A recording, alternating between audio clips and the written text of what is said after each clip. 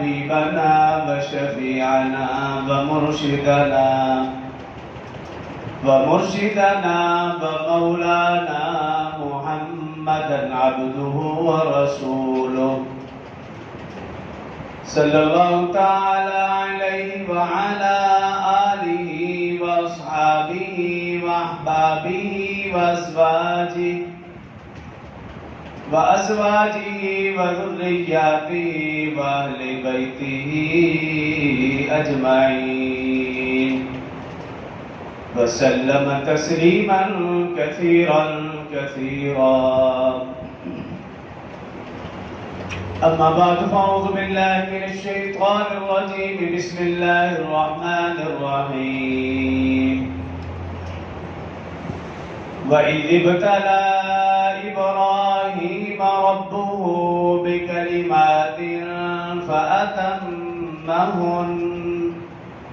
قال إني جاعلك للناس إماما قال ومن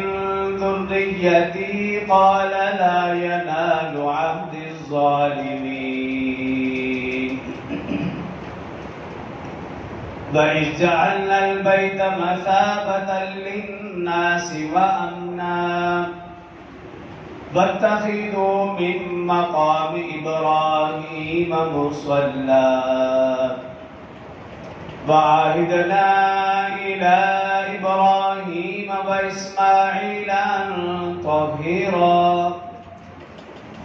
أن طهرا بيتي للطائفين والعاكفين والركع السجود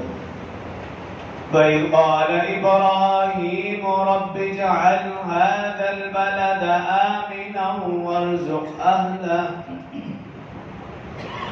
وارزق أهله من الثمرات من آمن منهم بالله واليوم الآخر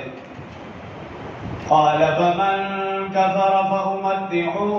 قليلا ثم أضطره إلى عذاب النار وبئس المصير وإذ يرفع إبراهيم القواعد من البيت وإسماعيل ربنا تقبل منا إنك أنت السميع العليم ربنا واجعلنا مسلمين لك ومن ذريتنا أمة مسلمة لك وأرنا مناسكنا وتب علينا إنك أنت التواب الرحيم ربنا وابعث فيهم رسولا منهم يتلو عليهم آياتك ويعلمهم الكتاب والحكمة ويزكيهم إنك أنت العزيز الحكيم صدق الله العظيم وصدق رسوله النبي الكريم ونحن على ذلك لمن الشاهدين والشاكرين والحمد لله رب العالمين